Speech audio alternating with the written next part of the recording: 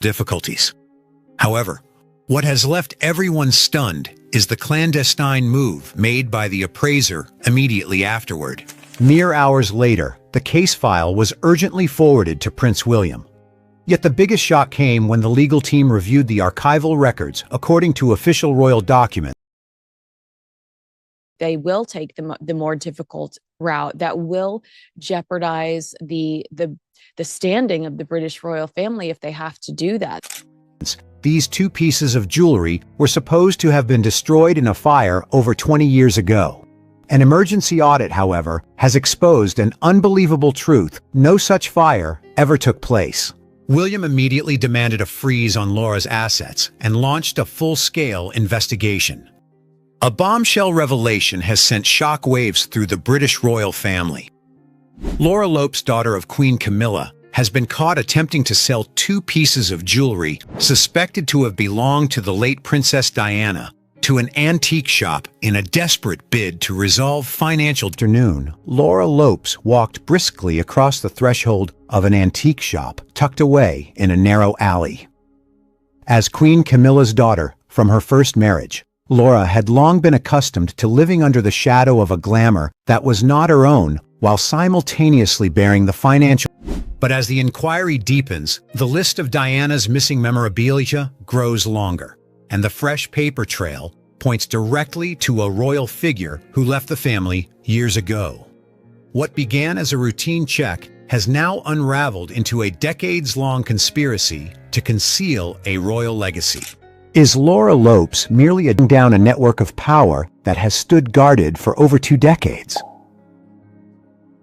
The persistent early summer rain shrouded the ancient city of Bath, tinting its Georgian stone walls with a somber and bleak shade of gray. Amidst the stillness of the late afternoon, debtor driven to desperation. Or does she hold the key to the grandest secret ever buried within the House of Windsor? As William vows to pursue the truth to the very end, will he reclaim his mother's rightful legacy? Or will he inadvertently bring a syndicate? Meanwhile, the pressure from the investigative agency's interrogation room began to weigh heavily on Laura Lopes's psyche. Sitting opposite seasoned investigators and eyed playing the role of the mastermind, maintaining that she was merely an unwitting front caught up in a vortex of debt and exploited by directives from forces she could not resist. Dense binders of evidence, her pride and elegant facade completely shattered. Laura continuously displayed sheer panic through frantic headshakes, her fingers clutching the hem of her clothes so tightly that the stitching tore. She desperately denied cold decisiveness. He understood that this was the sole opportunity to recover the stolen pieces of heritage while completely severing the tentacles of this underground criminal. True scale of the case. This was no longer the impulsive or reckless act of an individual driven to desperation by debt, but a systematic syndicate gutting a legacy, a ruthless betrayal of the remaining remnants of his mother. The scale of this network was far larger and deeper than initial projections, stretching its octopus. William sat stunned before the numbers and the long, exhaustive list of lost memorabilia. The outrage within him now gave way to a chilling sensation as he realized the stretching continuously for years under the sophisticated cover of an elaborate defense system. Receiving the detailed progress report from the investigative agency at his office, historic dress accessories intimately tied to the late princess. The case escalated rapidly from a single transaction in Bath into a suspected organized theft and dispersal of royal property. Inventory, for so long, would only be perceived as expensive antiques belonging to some fallen aristocratic family, leaving absolutely no trace that could lead to their true origin. A look of determination, specialized magnifying glass, was Arthur, a renowned appraiser with over 30 years of experience, who had inherited this antique shop from his maternal grandmother. A woman who had spent many years working. Mixed with anxiety flared in Laura's eyes as she pushed the two treasures toward the man sitting opposite her, hoping the proceeds would instantly rescue her reputation and her career from the brink of bankruptcy. sitting behind seeing the distinct breath of a bygone decade. In Laura's mind, memories of her powerful mother and the hidden corners of the palace came rushing back. She believed that these items, having been expunged from the public, and that the journey to fully reclaim the legacy and demand justice for the soul of Princess Diana would remain long unfinished and fraught with gathering storms ahead. Having read the story, do you think William's relentless pursuit of the truth? Remember to like, share, and subscribe for more. Also click the next video showing on your screen. You will enjoy it. Will ultimately help him reclaim the entirety of his mother's precious mementos? Or will it inadvertently plunge the monarchy into a catastrophic, irreversible crisis? Share your thoughts with us in the comments section. Through old archival documents, the legal team, under the strict direction of the prince, began to review the entire asset management file belonging to the late Princess Diana from 1997 to the present. The neon lights shone down on contemplative anxiety. William immediately summoned his closest team of attorneys and legal advisors to an emergency meeting that very night. The office space sank into an atmosphere of extreme tension, filled only with the rustling of papers and the sound of flipping through. In a severe fire at the Royal Personal Asset Registry in the early 2000s. The physical appearance of the two treasures in a remote antique shop was not only a massive emotional shock, but also a direct slap to the authenticity of the royal management system he had always revered. Unable to sit still in the face of this suffocating absurdity, anxiety-ridden faces, as they dug deep into technical reports, damage appraisal records, and insurance papers related to the fire of yesteryear. Every line of text, every stamp during the monumental events of his childhood were unmistakable. For over 20 years, an absolute belief had been nailed into his mind, as well as that of the general public. They had been completely destroyed. News from the authorities specializing in heritage in Bath was immediately forwarded directly to Prince William's desk at Kensington Palace via a high-level secure intelligence report. The moment his eyes caught the close-up photographs of the sapphire bracelet and pendant attached to the electronic case file, the blood in William's veins seemed to freeze. Unaware that her desperate act of self-salvation had officially triggered a catastrophic legal and media storm poised to sweep through the fortified walls of the royal dynasty. Shock was written clearly across every line of his face, his hands gripping the edge of the mahogany desk so tightly that his knuckles turned stark white. Those pieces of jewelry, with that distinct deep blue shade that he had so often seen his mother, the late Princess Diana, wear. Secure archives. The space beneath the palace vaults, where fortified steel safes housed thousands of pieces of royal heritage, was thick with a suffocating atmosphere and the dust of time. Every ledger page, every asset identification code belonging to the late Princess Diana was meticulously cross-referenced against reality. The dry sound of flipping pages echoed royal counsel desperately attempting to portray her daughter's actions as a mere inadvertent oversight during a financial crisis or as legitimate ownership derived from past gifts. Yet in the face of a mountain of ironclad evidence from the investigative agency, every explanation Camilla offered stood hollow and unconvincing, swiftly brushed aside by the unyielding resolve of Prince William's legal team. Camilla's helplessness became even more pronounced when independent auditors authorized by the Crown launched the most comprehensive and stringent audit in history within the termination.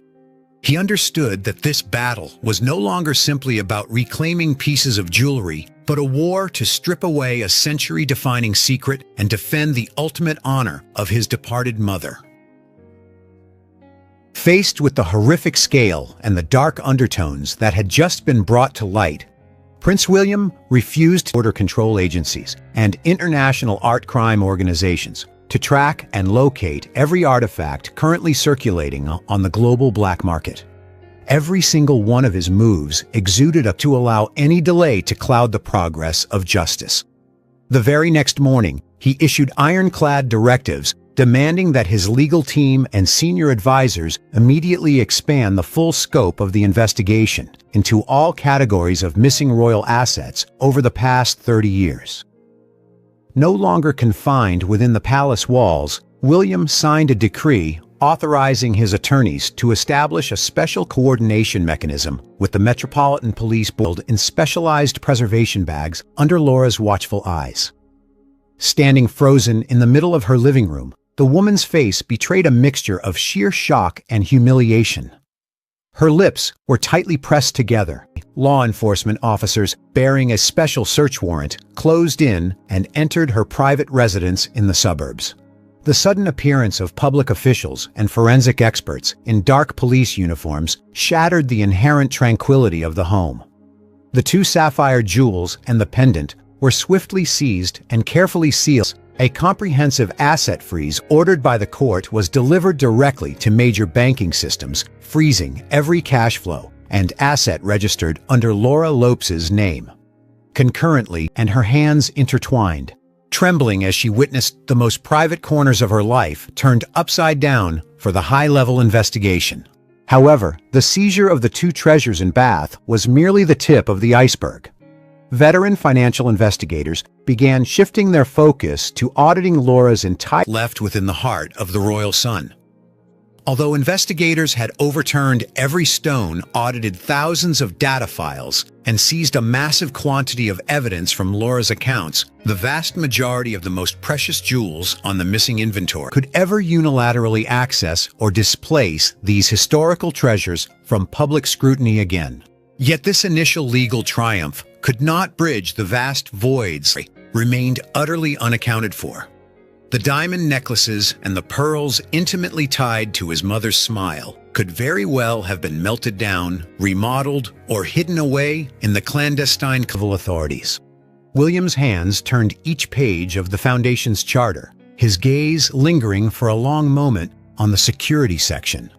He personally penned his approval on top-secret clauses, ensuring that no individual, regardless of how noble a title they held within the palace, accessed the original electronic archiving system of the National Fire Service. The returned result was a perfect blank. No fire had ever occurred at the coordinates of the Royal Registry on the dates recorded in the file.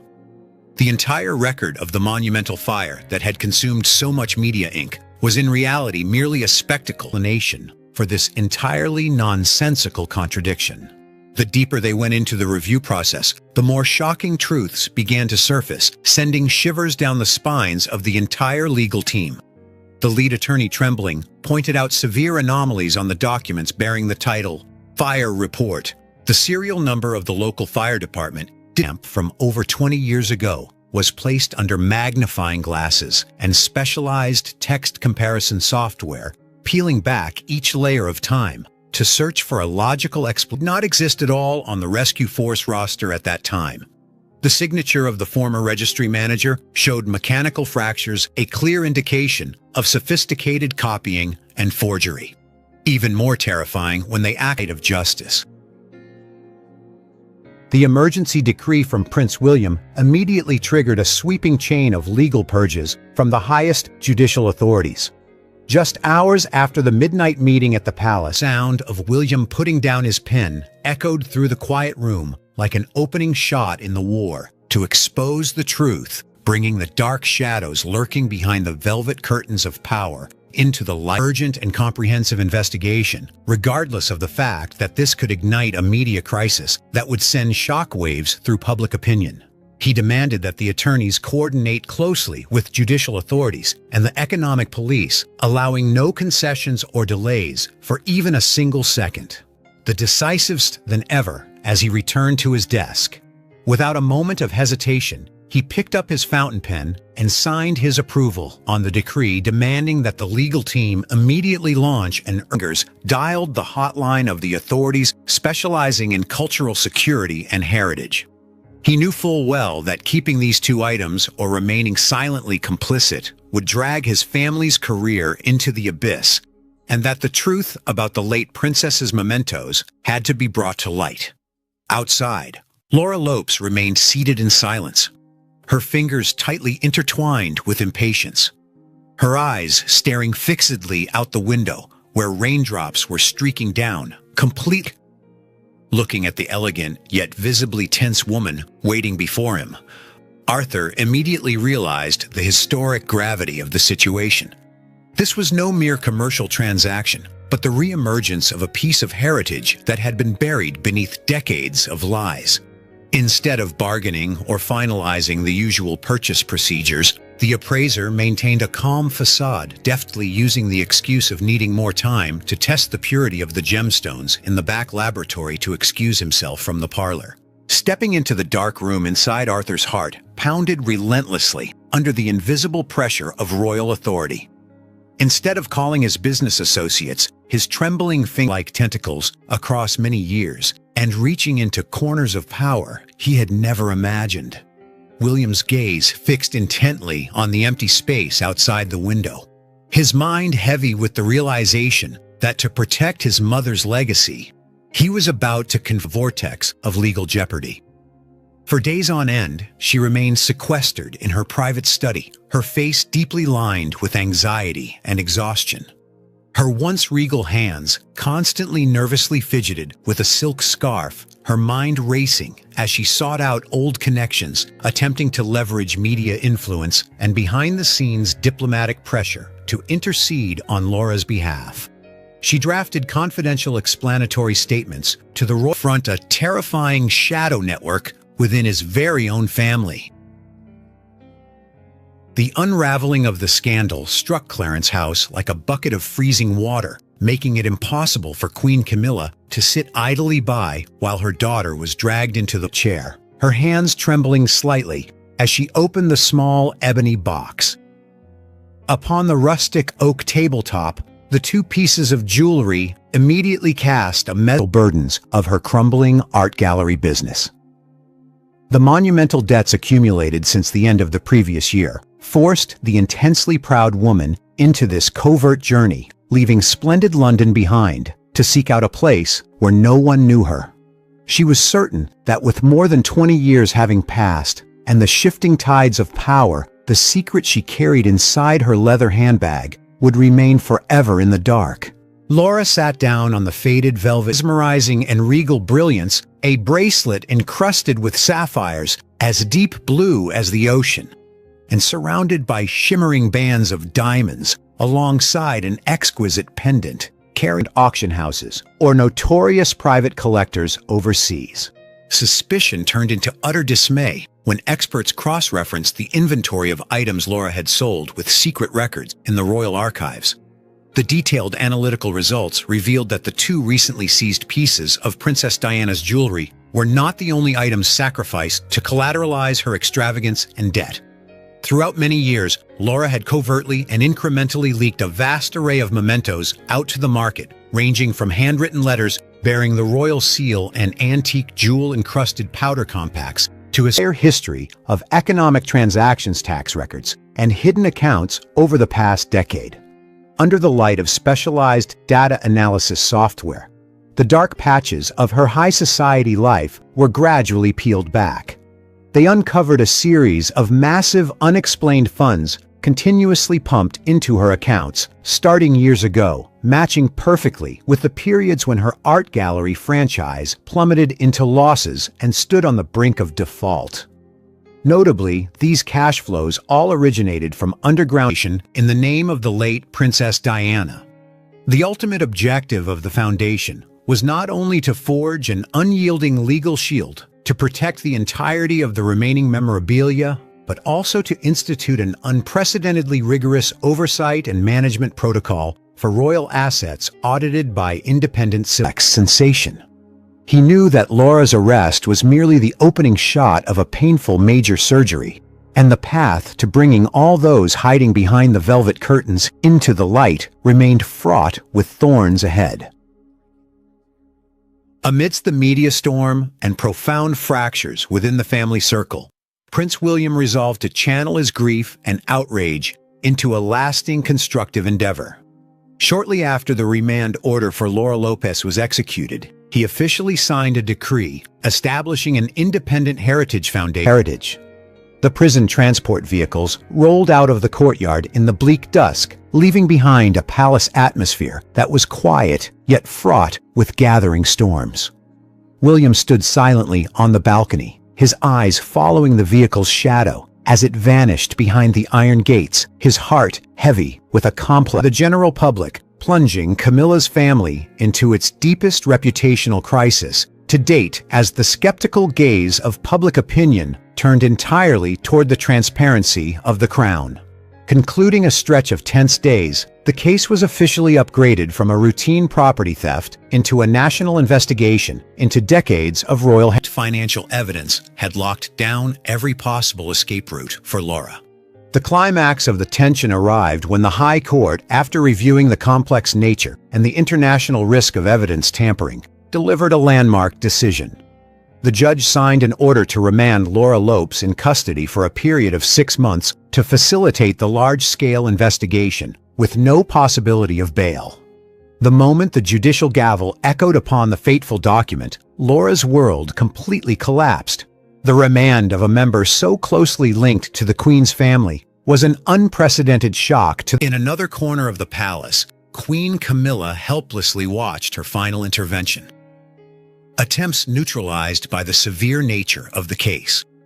No royal privileges or discreet pleas could deliver her daughter from legal accountability, as direct memorabilia was intimately linked to a senior member of the royal family, one who had famously renounced their titles, walked away from the family, and severed all royal duties years prior. The identity of this individual was instantly placed into the highest tier of secrecy, circulated only among the top echelons to prevent a catastrophic media crisis capable of shaking the very foundations of the monarchy. Sitting before the dense confidential report containing the names and schematics of the transnational network, William felt a cold shiver run down his spine. The grief for his late mother was torn open once more as he realized that Laura Lopes was in truth merely a minor cog, a final distributor in a decades-long scheme of profiteering and legacy stripping. Behind her loomed a colossal shadow, a sinister plot orchestrated by those carrying royal blood themselves to systematically erase Diana's presence and influence from history. His gaze drifted out the window, where the darkness of the night was swallowing the royal gardens, his heart filled with a cold that could blot out the sun and the silent